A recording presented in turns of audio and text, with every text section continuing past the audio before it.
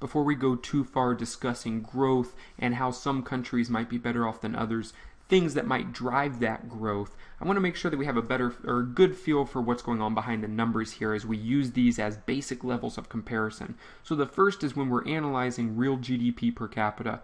The real part is obviously referring to inflation here.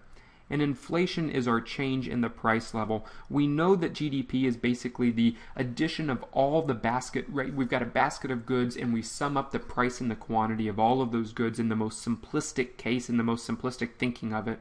And if prices are increasing, if they're just going up as a result of inflation, that's going to increase the GDP as well. So we control for that thing. If we're controlling for inflation, then that means that some countries are better off than others. Well, changes in price level wouldn't really explain it.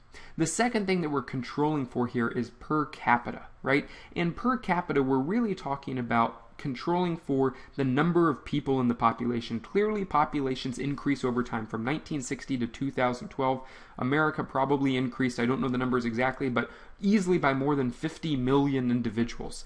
And those individuals are all going to participate in GDP by creating output, by consuming and by working, and there's going to be more investment. And so GDP would naturally increase just from the fact that more people are introduced into the world. And so what does per capita do? Well, this is where we are really going in and we're controlling for changes in labor. And I'll put changes in labor. And L here is really labor. So now that we're controlling for that in our output, we can think through what are some other ways that might help us understand why some countries are better off than others.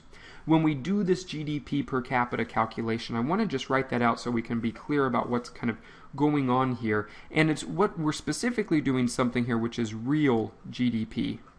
GDP, and I'll put per capita, PC down here. And that real GDP per capita is the nominal. That's the nominal GDP in the year, GDP. And then we take that GDP, just as we've talked about before, we take that GDP and we control for the inflation. We make it a real number. And we do that by taking the CPI of a base year that we're comparing everything to. In this case, it would be 2000 US dollars divided by the CPI in that year, the CPI, and I'll put nominal here, nominal. CPI in the year in question, so all of that would be the same. And then we divide that entire thing, that whole number that we just calculated there, by the population. So we divide that by population. And that's really going to give us the full calculation of what's going on in this table set for real GDP per capita. The other thing that we were looking at was annualized growth rate. And annualized growth rate is one of the most useful ways that we can analyze what is going on across time, across different regions.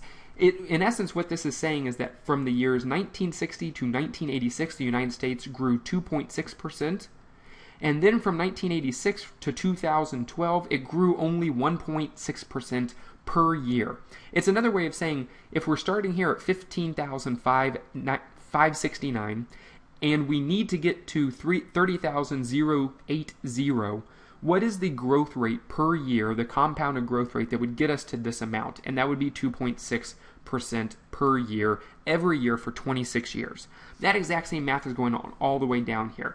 And here you can see this. It's another way of looking at this data, but I think it's a more useful way of looking at the data, both in business and in economics, because it gives us a much easier comparison point. Here we can see that this 8.9% is a huge outlier, that China was growing very quickly since 1986.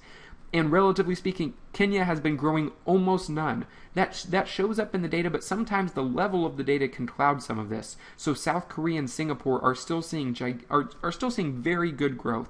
And in fact, in economics, we tend to think somewhere between 2.5% and 4% per year is good growth, right? That is strong economic growth. Less than 3%, less than 2.5% is really what we would typically consider relatively weak growth. And then growth rates like this in the 5, the 6, the 7, the 8, the 9, and 10% range, that is outstanding economic growth. That is where your economy is really growing very quickly, and everyone can feel it.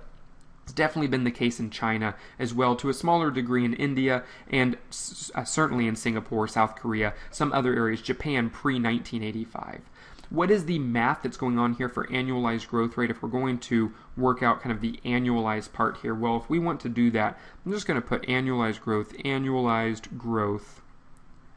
And this comes out of another formula, but we're just going to put it in the most simplistic way for doing this. We take the ending value, the ending year value, and we divide it by the beginning year value. Beginning value. So in this case, that would be 30,080 divided by 15,569.